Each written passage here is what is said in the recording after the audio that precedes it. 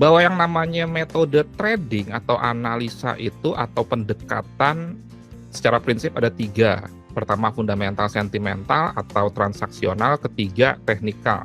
Fundamental itu kita bicara mengenai data-data ekonomi dan juga tentunya berkaitan dengan situasi politik, dan itu lebih ke arah long term.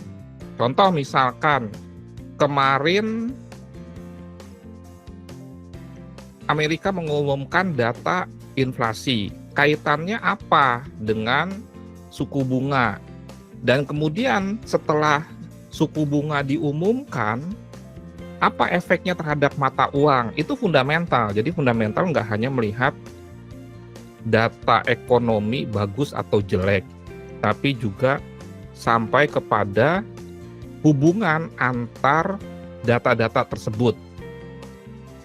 Nah, kemudian sentimental itu bicara mengenai sebetulnya kepemilikan institusi besar terhadap suatu instrumen investasi, dominan buy atau istilahnya long, atau dominan sell istilahnya short. Nah, sentimental ini untuk forex gold bisa kita dapatkan data dari cftc.gov. Tetapi memang delay sekitar kalau tidak salah 1 minggu datanya. Nah, kemudian yang ketiga yang disebut dengan analisa teknikal. Analisa dengan memperhatikan pola pergerakan harga. Pergerakan harga istilah atau bahasa Inggrisnya jelas adalah price action.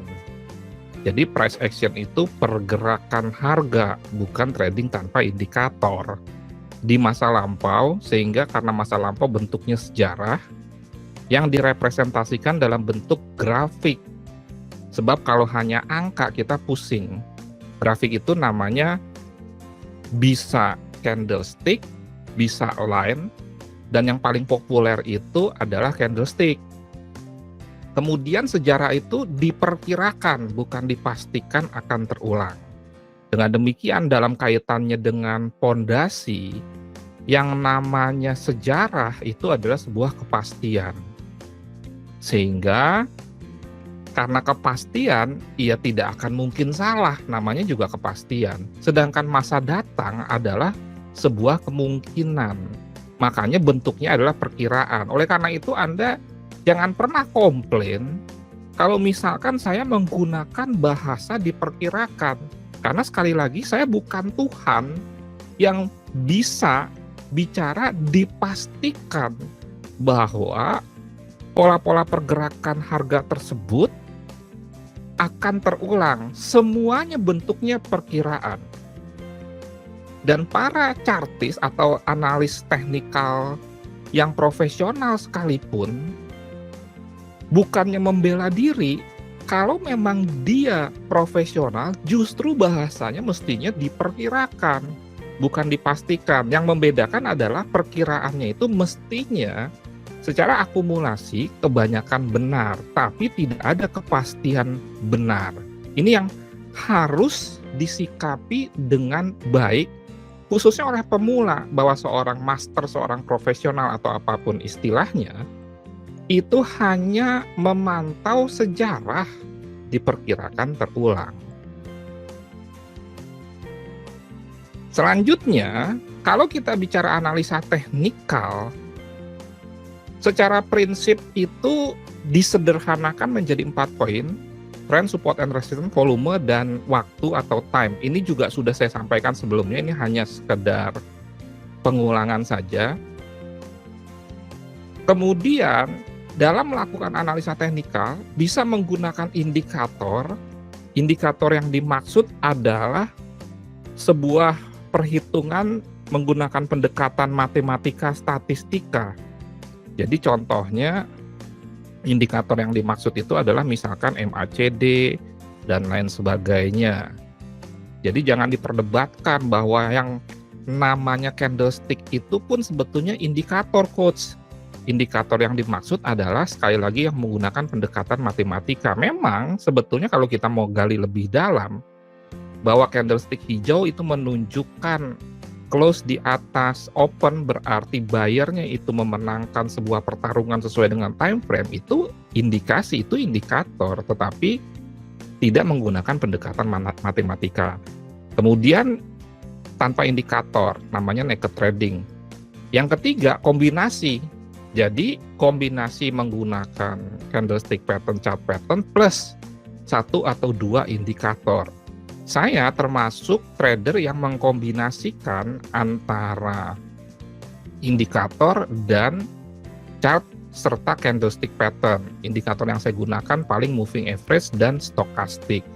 Untuk kali ini kita bicara yang tanpa menggunakan indikator atau disebut juga dengan naked trading.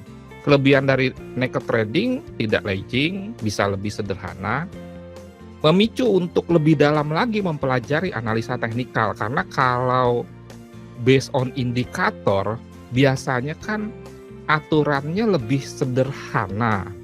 Misalkan EMA lebih kecil memotong EMA lebih besar ke atas, namanya golden cross, maka indikasinya dia akan naik sehingga kita akan buy. Jadi dia lebih sederhana dan kurang memicu kita untuk mempelajari lebih dalam lagi. Sedangkan kelemahannya maksud saya lebih subjektif. Karena kalau kita misalkan bicara candlestick pattern, bisa saja menurut si A sudah termasuk bullish engulfing, menurut si B belum. Lebih sulit atau lebih butuh banyak latihan. Jelas, saya nggak menyatakan sulit, tapi memang lebih sulit untuk dipelajari. Yang lain adalah lebih dibutuhkan usaha dalam mempelajarinya. Lanjut.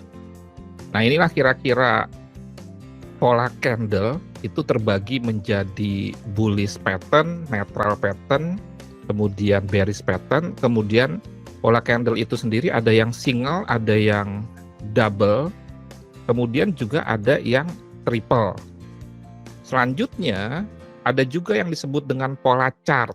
Pola chart juga nanti Anda harus paham strukturnya. Yang paling sederhana itu bicara mengenai double top, double bottom, triple top, triple bottom, kemudian head and shoulder, dan inverse head and shoulder. Itu di satu sisi. Di satu sisi yang lainnya adalah berkaitan dengan channel.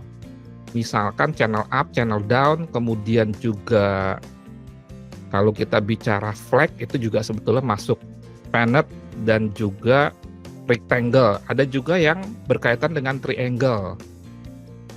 Ada misalkan falling wedge, rising wedge, symmetrical triangle, ascending, descending triangle.